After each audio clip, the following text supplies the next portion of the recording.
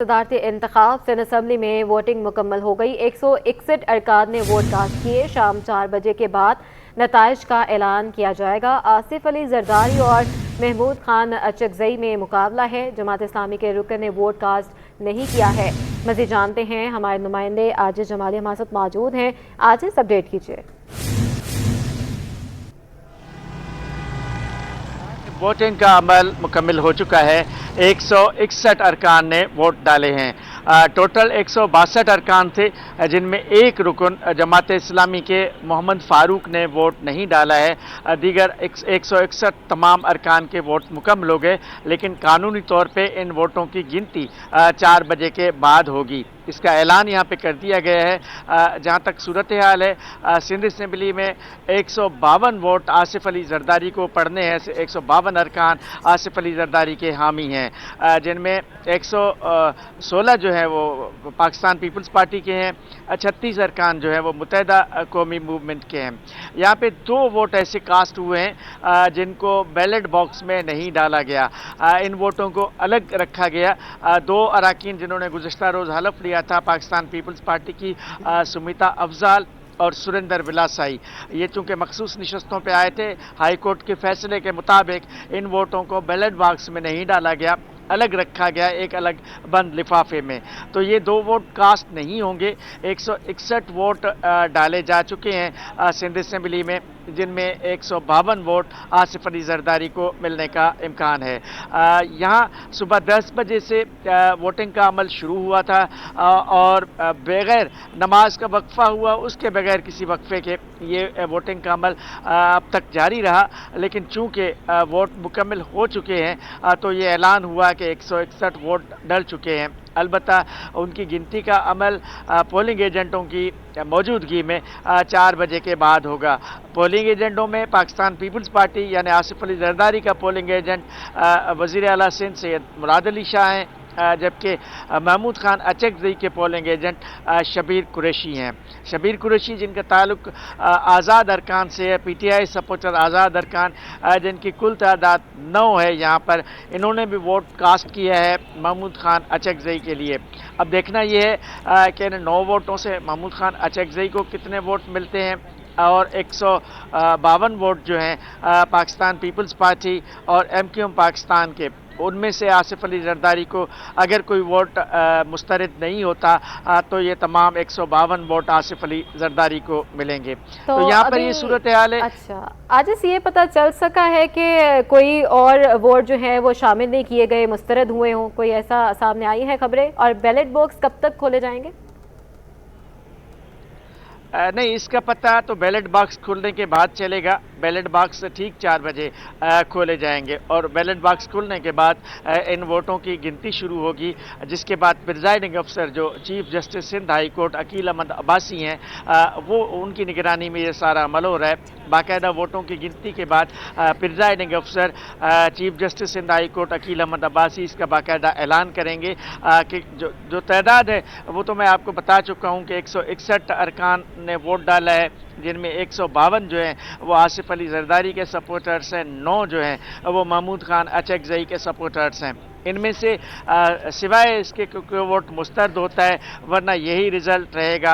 आसिफ अली जरदारी जीत चुके हैं सिंध असम्बली से, लेकिन इसका हम ऑफिशियली ऐलान इसलिए नहीं होगा कि ये 4 बजे के बाद होना है। 4 बजे तक वोटिंग का अमल होना है। 4 बजे तक पोलिंग जो स्टेशन है वो खुला रहेगा। अगर कोई वोट, जैसे जमात इस्लामी के एक वोटर ने बाइकाट किया, हो सकता है कि वो दोबारा आ जाएं वोट देने, तो कानूनी तौर पे 4 बजे तक इंतज़ार करना है पोलिंग अमले को। उसके बाद बैलेट बॉक्सेस को पोलिंग एजेंटों के सामने खोलना है और जो नताइज होंगे उसका ऐलान करना है। ठीक है, आजिज जमाली हमारे साथ ही मौजूद रहेगा। शाहजेब हुसैन ने भी हमें ज्वाइन किया है। शाहजेब, क्या तफसीलात हैं मज़ीद?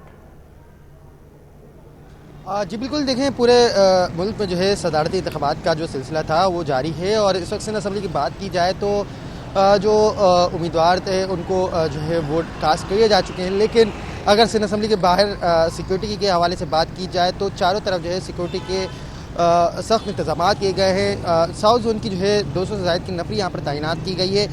ट्रैफिक पुलिस का अमला भी जो है मौजूद है। अगर गुज़िश्ता दिनों की बात की जाए तो हमने देखा कि सिंध असम्बली का जब पहला इजलास था तो मुखालिफ सियासी जमातों की जानिब से एहतजाज की कॉल दी गई थी, जिस पर तमाम रास्ते जो है बंद कर दिए गए थे, कंटेनर्स लगाकर रास्तों को सील कर दिया गया था। लेकिन आज मुख्तलिफ माहौल दिखाई दिया है। सिंध असम्बली के बाहर गैर मामूली सिक्योरिटी के इंतजाम किए गए हैं, जबकि साथ साथ जो सिंध असम्बली के आने और जाने वाले तमाम रास्ते हैं उनको खुला रखा है। ट्रैफिक की रवानी जो है बरकरार है।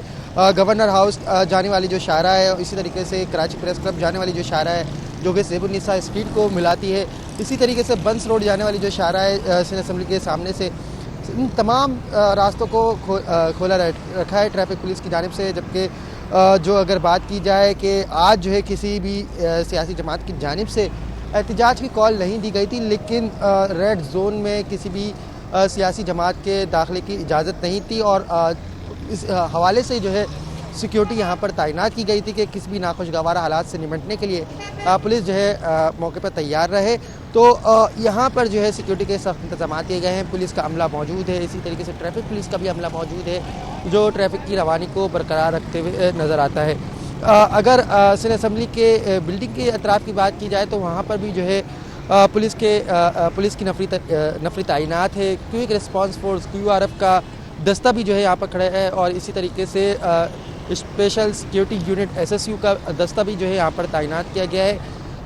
किसी भी नाखुशगवार हालात से निपटने के लिए तमाम तर इंतजाम किए गए थे। जबकि साउथ जोन पुलिस की जानिब से कहा जा रहा है कि जब सिंध असम्बली का इजलास ख़त्म हो जाएगा तो उसके बाद यहाँ से जो है नफरी भी जो है हटा दी जाएगी। जी, शाहज़ेब हमारे साथ ही मौजूद रहेगा, आजिज़ जमाली हमारे साथ मौजूद हैं। अच्छा आजिज़, वोटिंग का सिस्टम थोड़ा सा बताइएगा। मखसूस पेंसिल से क्रॉस लगाना था नाम के आगे, और क्या प्रोसेस होता है? ज़्यादा खदशात होते हैं कि गलत क्रॉस या कोई ऐसा निशान जिससे मुस्तरद हो सकता है वोट, वो क्या था? जी देखिए, ये सारे मुंतखब अरकान असम्बली हैं। उसूली तौर पे तो कोई वोट मुस्तरद नहीं होना चाहिए। बिल्कुल वाज़ेह है कि क्रॉस लगाना है अपने अपने उम्मीदवार के सामने, और सिर्फ 2 ही उम्मीदवार हैं, आसिफ अली जरदारी और महमूद खान अचकज़ई। तो सिवाय इसके कि किसी गलती की गुंजाइश तो इसमें ज़्यादा नहीं है, लेकिन एक आधा वोट अगर मुस्तरद होता है तो उसका यहाँ पर बाकायदा ऐलान किया जाएगा। लेकिन उसके बावजूद ये दोनों उम्मीदवारों के पोलिंग एजेंट मौजूद हैं। अगर किसी पोलिंग एजेंट ने किसी वोट पर एतराज़ किया तो फिर उसका फ़ैसला हो सकता है। अलबत्ता इस बात का इम्कान बहुत ही कम है। जहाँ तक इसका प्रोसेस है तो वो इस तरह है कि सुबह 10 बजे ये पोलिंग का अमल शुरू हुआ था, जो 4 बजे तक जारी रहना था। तकरीबन 3 बजे वोटिंग का अमल मुकम्मल हो गया, क्योंकि हैं ही 162 अरकान। वैसे तो 168 का ऐवान है सिंध असम्बली का, एक रुकन का इंतकाल हो चुका था। 167 में से 3 अरकान जो हैं वो GDA के हैं। आजिज़ जमाली हमारे साथ मौजूद थे। शाहज़ेब हुसैन हमें अपडेट कर रहे थे, वोटिंग जो है वो मुकम्मल हो गया है। अब 4 बजे के बाद ही नताइज सामने आएंगे। बहुत शुक्रिया आप दोनों का। आगे बढ़ते हैं। सिंध हुकूमत का एक्साइज टैक्सेशन अफसरान को तरक्कियां देने का फैसला। सेक्रेटरी एक्साइज टैक्सेशन ने सिलेक्शन बोर्ड 3 का इजलास 13 मार्च को बुला लिया है। अपडेट करते चले, सिंध हुकूमत का एक्साइज टैक्सेशन अफसरान को तरक्कियां देने का फैसला सामने आया है। सेक्रेटरी एक्साइज टैक्सेशन ने सिलेक्शन बोर्ड 3 का इजलास 13 मार्च को बुला लिया है। अपडेट कर रहे हैं, फैसला किया गया है ग्रेड्स में तरक्कियां दी जाएंगी। अफसरान हैं जिनको 17 ग्रेड के अफसरान हैं जिनको 18 ग्रेड में तरक्कियां दी जाएंगी। एक्साइज टैक्सेशन अफसरान को तरक्की के बाद सीनियर ETO या डिप्टी डायरेक्टर का ओहदा दिया जाएगा। अहम जो है तकर्रुर तबादले भी किए जा रहे हैं और आपको अपडेट करते चले। महकमा एक्साइज टैक्सेशन और इस पर मज़ीद बात करने के लिए आज़ाद नोरियो ने हमें ज्वाइन किया है। आज़ाद, अपडेट कीजिएगा। जी बिल्कुल, महकमा एक्साइज व टैक्सेशन व नारकोटिक्स के जो 17 ग्रेड के अफसरान हैं, इंस्पेक्टर, उनको बाकायदा तौर पर अगले ग्रेड में तरक्कियां देने का फैसला कर लिया है। इस हवाले से सेक्रेटरी एक्साइज टैक्सेशन व नारकोटिक्स आतिफ रहमान ने बाकायदा तौर पर सिलेक्शन बोर्ड का इजलास 13 मार्च को 12 बजे तलब का इजलास सेक्रेटरी एक्साइज के ऑफिस में होगा, जिसमें महकमा के additional secretary excise, deputy secretary excise, DG excise शरीक होंगे। इजलास में 17 ग्रेड के एक्साइज टैक्सेशन अफसरान को 18 ग्रेड में तरक्कियां देने की मंजूरी दी जाएगी। इस हवाले से सेनेट की तरफ का भी जायजा लेकर जिसके बाद उनको तरक्कियां दी जाएगी। तरक्कियां जिनको दी जाएगी उनको 18 ग्रेड में जो है डिप्टी डायरेक्टर या सीनियर टैक्सेशन अफसर के तौर पर उनको ओहदे भी सुपर्द कर दिए जाएंगे। जी बहुत शुक्रिया आज़ाद नूरियो। आगे बढ़े और आपको बताएं, कराची में स्ट्रीट क्राइम में मारे गए शहरियों के अहले खाना ताहाल इंसाफ के मुंतज़िर हैं। बिल्कुल 69 दिन में 38 शहरी डाकुओं के हाथों जाम बहक हुए। लांढी में 27 फरवरी को डकैती मज़ाहमत पर फायरिंग से जाम बहक होने वाली साइमा के बच्चे माँ के लिए बेताब। बेटे अरहम का कहना है अम्मी इन्हीं हालात की वजह से मुल्क से बाहर भेजना चाहती थी। मजीद बताएंगे हमारे नुमाइंदे शाहरुख शाह, वहाँ पर मौजूद हैं। शाहरुख बताइए। जी बिल्कुल, देखिए स्ट्रीट क्राइम की जो बढ़ती हुई वारदातें हैं उसने जो शहरी हैं कराची के रहने वाले हैं उनके लिए जो है वो मुश्किलात में जो है वो इजाफा कर रखा है। कई शहरी जो है वो अपनी ज़िंदगी की बाजी हार रहे हैं। कई जो है वो शहरी जो है वो रोज़ाना की बुनियादों पे डकैती मज़ाहमत पे जो है वो ज़ख्मी होते हैं। ऐसे ही जो है वो एक फैमिली के साथ इस वक्त हम मौजूद हैं जिनके साथ डकैती मज़ाहमत पे जो है वो ये वाक़या पेश आया था जिसमें जो है वो शौहर और उनकी अहलिया कोरंगी जो है वो नंबर 6 पे कुछ शॉपिंग के लिए गए हुए थे और अचानक जो है वो डाकू आए हैं और उन्होंने दुकान में जो है वो लूटमार करने की कोशिश की, जिसके बाद जो है वो मज़ाहमत हुई और डाकुओं की जानिब से जो है वो फायरिंग की गई। फायरिंग की जद में जो है वो जो शौहर के साथ खातून गई थी शॉपिंग के लिए वो जो है वो मज़ाहमत में जख्मी हुई। उनके साथ साथ 2 दुकानदार भी जो है वो जख्मी हुए। खातून का जो है वो 29 तारीख को इंतकाल हो गया था। वो जांबर ना हो सकी अस्पताल में, दौरान इलाज ही जो है वो उन्होंने दम तोड़ दिया। उनकी शनाख्त साइमा के नाम से हुई है। उनके शौहर हमारे साथ इस वक्त मौजूद है, उनसे हम मजीद तफसील जानते हैं। जी कामरान भाई, क्या हुआ था वाकया और किस तरीके से आप लोग गए और अचानक डाकू आया, रजिस्ट हुआ? जी सर, ये मंगल के दिन की बात है। 27 तारीख को मैं और वाइफ गुलशन मार्केट कोरंगी नंबर 6 गए थे शॉपिंग के लिए। तो वहाँ हम दुकान में बैठे हुए थे। इसी दौरान दुकानदारों से बात हो रही थी। एक डकैत अंदर आया जिसने असला दिखाया। हमने हाथ उठा दिए थे लेकिन दुकानदार ने थोड़ी मुज़ाहिमत की, जिसकी वजह पे बाहर जो डकैत खड़े थे जो हमें नज़र नहीं आ रहे थे उन्होंने अंधाधुंध फायरिंग की, जिसकी जद में आके मेरी वाइफ साइमा शदीद जख्मी हुई। दुकानदार हारिस और उसका बाप कासिम वो भी जख्मी हो गए थे। लेकिन मेरी वाइफ जुमेरात 29 तारीख को जो है ना जख्मों की ताब ना लाते हुए जहाँ भाग हो गई। अब ये है कि मेरी हुक्म बाला से, पुलिस इदारों से, रेंजर से ये गुजारिश है कि कम से कम वो इतना तो करें कि कुछ सेफ सिटी मंसूबा को ऐसे मामलात करें कि जिससे चले। मेरी वाइफ की तो जान चले गई है लेकिन आइंदा आने वाले दिनों में दूसरे लोगों की जान, माल, इज्जत, आबरू महफूज हो जाए। जी बिल्कुल, देखिए एक अफसोसनाक वाकया जो है वो 27 तारीख को पेश आया। 29 तारीख को जो है वो ये वाकया की जो है वो दौरान इलाज उन्होंने दम तोड़ दिया। ये डकैती का सिलसिला शहर भर में एक जो है वो उरूज पा चुका है। उसको जो है वो रोका जाए और उसके ऊपर थोड़ा सा कंट्रोल किया जाए ताकि जो है वो आगे कोई डकैती मज़ाहमत पे जो है वो की बाजी ना हारे। रात गए कोरंगी संती एरिया में पुलिस मुकाबले में गिरफ्तार मुलजिम रिकॉर्ड याफ्ता निकला। पुलिस के मुताबिक गिरफ्तार मुलजिम अपने साथी के हमरा कोरंगी सनती एरिया, जमान टाउन और लांढी के मुख्तलिफ इलाकों में वारदातें करता था। तफसीलात जानते हैं सलमान सलीम से। जी बताइए। जी देखिए, बिल्कुल इस वक्त हम कोरंगी इंडस्ट्रियल एरिया थाने के बाहर मौजूद हैं और गुज़िश्ता 2 माह में कई डकैती की वारदातें कोरंगी इंडस्ट्रियल एरिया थाने के हदूद में पेश आई। तहम जिसके बाद SHO को जो है वो तब्दील किया गया। SHO तब्दील होने के बाद पहला पुलिस मुकाबला कल रात में हुआ जिसके अंदर वहीद नामी मुलजिम को गिरफ्तार किया गया। पुलिस मुकाबले के दौरान 2 मुलजमान से जो है वो पुलिस का आमना सामना हुआ, जबकि एक मुलजिम अंधेरे का फ़ायदा उठाते हुए फ़रार हुआ, जबकि दूसरा जो मुलजिम जिसका नाम वहीद बताया जा रहा है उसको जो है वो गिरफ़्तार किया गया। जब इंटरोगेशन की गई तो पता चला कि दोनों मुलजमान कई अरसे से कोरंगी सनती एरिया, जमान टाउन और लांडी के इलाकों के अंदर वारदातें करते आ रहे हैं। मोबाइल फ़ोन फ़ोन छीनना, मोटरसाइकिल स्नैच करना जो है वो ये लोग ये काम करते थे। ताहम पुलिस की जानिब से जो है वो इनका मज़ीद क्रिमिनल रिकॉर्ड भी जो है वो हासिल किया गया, जिसके अंदर गिरफ्तार मुलजिम जो है वो एक मुकदमे के अंदर भी उसका नाम आया और ताहम पुलिस को वो मतलूब भी था। जबकि उसका जो साथी है उसके ऊपर जो है वो पुलिस को शुबा है कि कई ज़्यादा जो है वो FIR दर्ज हैं, कई ज़्यादा मुकदमा दर्ज हैं। ताहम पुलिस जो है वो उसको गिरफ़्तार करने की कोशिश कर रही है। अगर हम लोग इस अभी सूरत हाल की बात करें तो जो गिरफ़्तार मुलजिम है इसके कब्ज़े से असलहा और मोबाइल फ़ोन जो है वो बरामद हुए हैं, जो कि छीने गए थे मुख्तलिफ मकामात से। SHO कुरंगी सनती एरिया औरंगज़ेब खटक से इस हवाले से हमारी बात हुई। उनका कहना है कि मज़ीद क्रिमिनल रिकॉर्ड भी जो है वो चेक किया जा रहा है, लेकिन अब तक के क्रिमिनल रिकॉर्ड के मुताबिक जो गिरफ़्तार मुलजिम है और इसका जो साथी है दर्जनों वारदातों के अंदर पुलिस को मुलव्विस पाए गए हैं। ताहम कोशिश ही कर रहे हैं कि इसका जो साथी है जल्द अज जल्द गिरफ़्तार किया जाए। जी। नाज़माबाद गोल मार्केट में जनरल स्टोर पर मुसल्लह मुलज़मान ने डकैती कर डाली। डाकुओं की फायरिंग से राहगीर नबील जख्मी हो गया। दुकानदार ने बताया कि मुलजिम रकम छीनकर फायरिंग करते हुए फरार हुए। अनुषा जाफी जाए वक़ुआ पर मौजूद हैं, अपडेट करेंगी।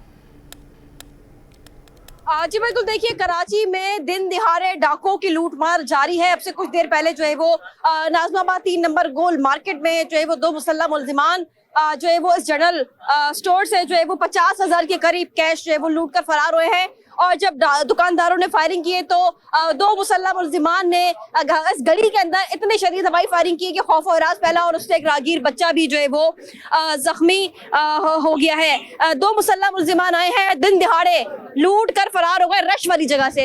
ये बताइएगा कि हुआ क्या था और किस तरीके से वाक़या पेश आए? ये अचानक आए, छलांग मार के हम तो अपना काम धंधे कर रहे थे, ऐसे ही अचानक आके घूर के हमारे को बोला हट जाओ साइड पे जाओ, ऐसे भाई से लूट के।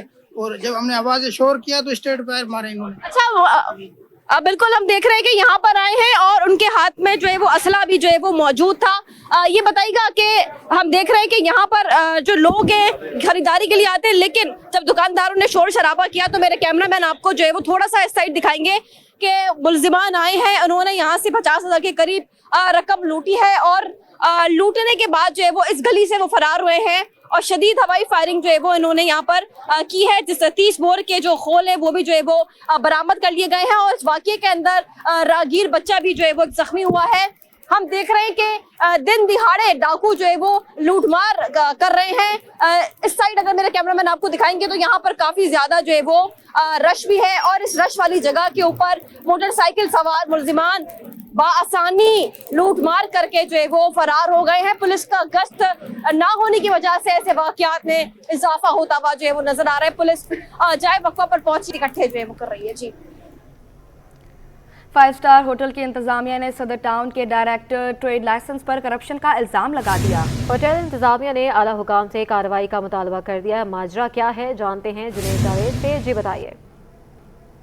5 स्टार होटल की इंतजामिया ने सदर टाउन में तैनात डायरेक्टर ट्रेड लाइसेंस की करप्शन की शिकायत जो है आला हुकाम को कर दी है। बजरिया ईमेल ये शिकायत की है, जिसकी कॉपी ईमेल की कॉपी जो है वो सिटी 21 न्यूज़ ने हासिल कर ली है। ईमेल में बताया गया है कि मुमताज़ अली डोमकी जो है वो 5 स्टार होटल की इंतजामिया से भारी रकम का मुतालबा जो है वो कर रहे हैं, जबकि टाउन इंतजामिया की जानिब से जो चालान जारी होते हैं ट्रेड लाइसेंस के, वो चालान जो है इंतजामिया जो 5 स्टार होटल की इंतजामिया है उनकी जानिब से पे कर दिए गए हैं। इनके रवैये के हवाले से भी जो है शिकायत की गई है कि मुमताज़ अली डोमकी ने जो है वो 5 स्टार की इंतजामिया को जो है वो संगीन नताइज की न सिर्फ धमकियां दी हैं बल्कि हिरासा भी करने की कोशिश की है। अलबत्ता ये ईमेल अब बाज़ाब्ता तौर पर सदर टाउन की इंतजामिया को मौसूल हो चुकी है। मंसूर शेख जो कि टाउन चेयरमैन है उनकी टेबल पर है। अब देखना है कि वो किस तरीके से इस दरख्वास्त को लेते हैं और इसके ऊपर इन्वेस्टिगेट करते हैं, क्योंकि जो होटल इंतजामिया है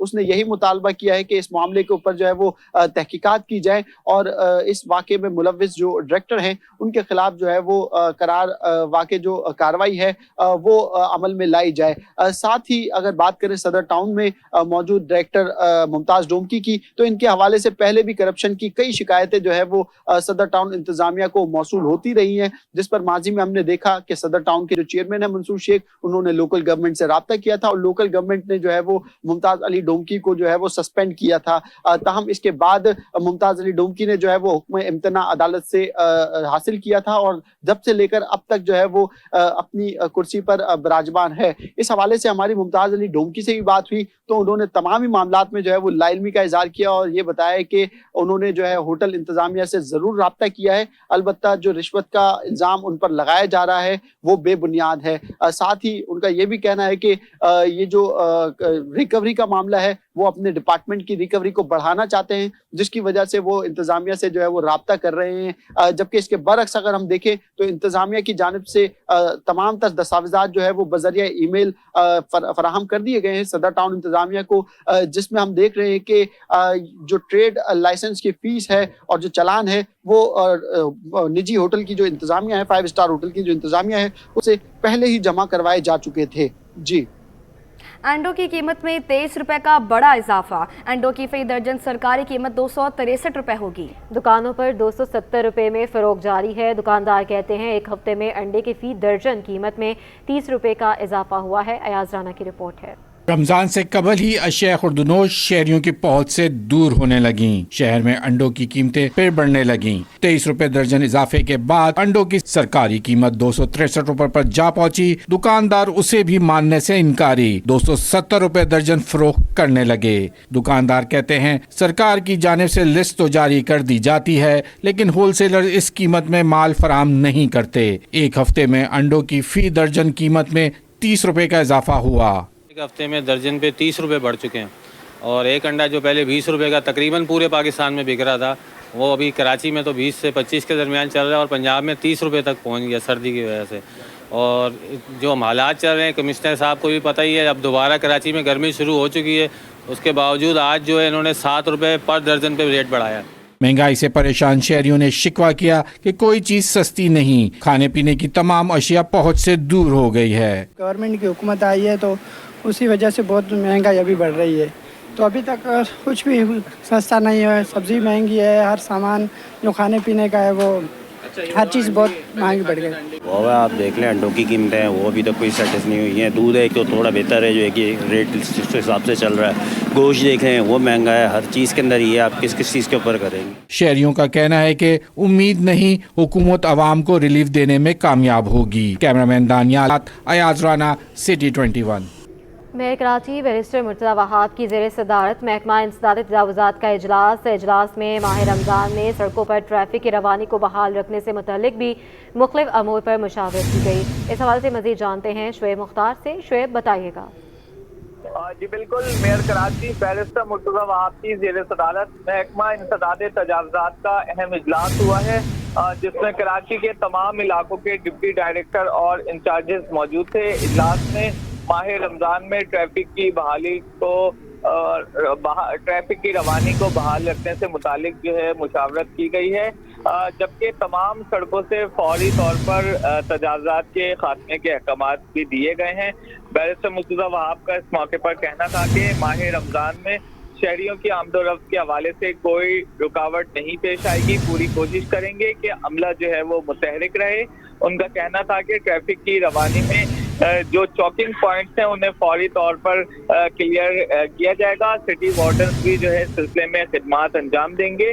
बैरिस्टर मुर्तज़ा वहाब का मजीद कहना था कि न्यू एमेजिना रोड, बंस रोड, तारिक रोड, लियाकताबाद, लसलेला और दीगर मकामात पर ट्रैफिक की राह में हाइल रुकावटों को जो है वो दूर किया जाएगा। माह मुकद्दस में तमाम अफसरान रोज़ादारों को सहूलतें फराहम करने में अपना किरदार अदा करेंगे।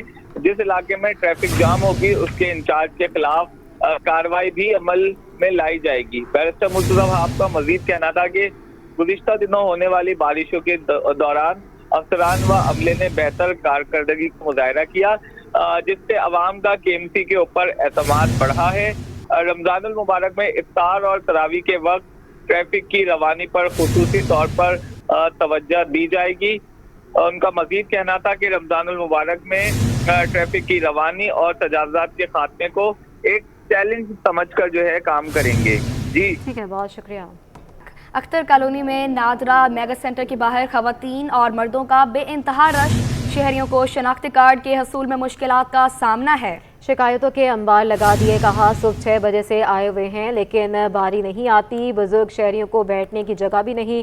नुमाइंदा खुर्शीद रहमानी इस वक्त वहां पर मौजूद हैं, अपडेट करेंगे। जी, इस वक्त हम मौजूद हैं अख्तर कॉलोनी के नादरा के मेगा सेंटर के बाहर और यहाँ ख़वातीन और मर्द हजरात की एक बड़ी तादाद है जो यहाँ नादरा का शनाख्ती कार्ड और अपने जो दीगर डॉक्यूमेंटेशन होती है उसके लिए यहाँ पर आए हुए हैं। जब हमारी इनसे बात हुई तो उनका ये कहना था कि सुबह 6 बजे से यहाँ वो मौजूद हैं, लेकिन यहाँ काउंटर्स की कमी होने के बाद जो है वो इनको मुश्किलात का सामना करना पड़ रहा है। इस वक्त हमारे दरमियान एक खातून भी मौजूद है जो मुश्किलात से दो चार हैं और अपना शिकवा कर रही हैं और मज़ीद जो तजावीज़ हैं वो बता रही हैं। उनसे हम गुफ्तगू करेंगे। क्या कहना है आपका, कब से यहाँ आप तशरीफ़ लाई हैं और किन किन मुश्किलात का सामना करना पड़ रहा है आपको? सुबह 9 बजे से आए हुए हैं, कब से खड़े हुए हैं, लाइनें वहाँ से लाइन चल रही है, अभी तक लाइन हिली नहीं है। तो क्या हम लोग फारिग लोग हैं, क्या घरों से आते हैं, मुश्किल से टाइम निकाल के आते हैं, हम जो देख रहे हैं वो गलत हो रहा है और सरकार को भी इंतज़ाम करना चाहिए। कोई लेडीज़ ऐसी टाइम ऐसे नहीं निकाल के आती, पूरा दिन घर से बाहर रहे, तो इसे आप हमारा तावन करें। क्या तजावीज़ देंगी आप वफाकी हुकूमत को इस हवाले से? क्या आप सब देख रहे हैं, आपके सामने हैं, ये अवाम आपके सामने है, लोग आपके सामने हैं, सब बोले जा रहे हैं, सब आपसे बात कर रहे हैं। क्या आप तजावीज़ देंगे हुकूमत? तजावीज़ ये दूंगा कि इनको चाहिए कि ये सिस्टम आगे तेज़ करे। कभी बोलते सिस्टम ख़राब है, कभी बोलते नेटवर्क नहीं चल रहा है, तो ऐसे ये लोग आते हैं रोज़ और एक बंदे के लिए दूसरी की एंट्री चाहिए। मेरा शनाख्ती कार्ड यानी ख़त्म हो गया है, मेरे रिन्यूअल करने आया हूँ, मुझे क्या ज़रूरत है मैं बाइक को लाऊँ? यानी सही बात है, एक घर से 2 को छुट्टी करनी पड़ेगी। तो ये सिस्टम इनको ख़त्म करना चाहिए। नादरा वालों को चाहिए जो अनलीगल लोग हैं उनको ख़त्म करे, जो लीगल है उसका तो सिस्टम सही करे ना। शुक्रिया। ये वो शहरी थे जिन्होंने इस बात का शिकवा किया कि यहाँ पर जो काउंटर्स हैं उनकी तादाद कम है, उनको बढ़ाना चाहिए और इसके अलावा जो मालूमात का फुकदान यहाँ नज़र आ रहा है, जब वो अपनी बारी पर पहुँचते हैं तो उन्हें डॉक्यूमेंटेशन की कमी का बताया जाता है। तो यहाँ मौजूद शहरियों का ये कहना था कि मुकम्मल मालूमात के लिए एक अलग से काउंटर मख्तस किया जाए और ख़वातीन जो बुज़ुर्ग हैं वो यहाँ आती हैं, उन्हें मुश्किलात का सामना करना पड़ता है। तो अब वफाकी हुकूमत और दीगर जो इदारे हैं वो यहाँ पर मुनासिब ख़वातीन और बुज़ुर्ग के बैठने का इंतज़ाम कर दें। जी, रमज़ान मुबारक की आमद है और सेहत का ख्याल रखना भी ज़रूरी है। हामला ख़वातीन रोज़ा रख सकती हैं, लेकिन डॉक्टर इस हवाले से क्या मशवरे देते हैं ये बताएंगे राबिल अशरफ। जी बिल्कुल, देखिए रमज़ान मुबारक की आमद है और ऐसे में सेहत का ख़याल रखना जो है वो काफ़ी ज़्यादा मुश्किल हो जाता है, क्योंकि एक हामला ख़वातीन के लिए ज़ाहिर है जो उनकी नॉर्मल रूटीन होती है उसमें वो रोज़े वगैरह रख सकती है, लेकिन जब एक हामला ख़वातीन होती है उनके लिए थोड़ा सा डाइट का ख्याल भी रखना ज़रूरी होता है, उनको मेडिसिन भी जो है वो प्रॉपर लेनी होती है। इसी पर बात करने के लिए हमारे साथ गायनेकोलॉजिस्ट डॉक्टर ज़बीनुन्निसा हमारे साथ मौजूद हैं, इनसे थोड़ी सी तफसीलात ले लेते हैं। डॉक्टर ये बताइएगा कि जो हामला ख़वातीन होती हैं वो अपनी मेडिसिन का ख्याल किस तरह रखें, या अव्वल तो ये बता दें कि रोज़े रख भी सकती हैं या नहीं? अस्सलाम वालेकुम, डॉक्टर ज़बीनुन्निसा इकबाल मेरा नाम है। अच्छा, मैं बस इस हवाले से ये कहूँगी कि हामला ख़वातीन भी रोज़े रख सकती हैं, ऐसी बात नहीं है कि नहीं रख सकती हैं, लेकिन ये कि अब उनको अपनी डाइट का ख्याल रखना होता है कि सहरी और इफ्तारी के बाद जो पीरियड होता है जिसमें वो खाना खा सकती हैं उसमें अपनी पानी बहुत ज़्यादा से ज़्यादा पिएँ और अपना मिल्क ले लें और अपने फ्रूट्स ले लें, अपनी मेडिसिन प्रॉपर तरीके से ले लें, इफ्तारी के बाद ले लें और सहरी के बाद जो 2 डोजेज़ ट्वाइस अ डे होती है वो ले लें, और पानी का बहुत ख्याल रखें क्योंकि इसके बाद जो है ताकि कोई प्रॉब्लम ना हो उनको। जी बिल्कुल, जैसे कि आपने सुना हमारे साथ गायनेकोलॉजिस्ट डॉक्टर ज़बीनुन्निसा मौजूद थे, उनका यही कहना है कि हामला ख़वातीन भी जो है वो रोज़े रख सकती हैं, साथ ही साथ अपनी वो मेडिसिन का ख्याल रखें, सहरी से कबल और अफ्तार के बाद जो टाइम होता है ड्यूरेशन उसमें मेडिसिन वगैरह भी ले लें, और साथ ही साथ अपने पानी जो है वो वाफिर मकदार में पिए ताकि उनको किसी भी किस्म की मुश्किलात का सामना ना करना पड़े। जी।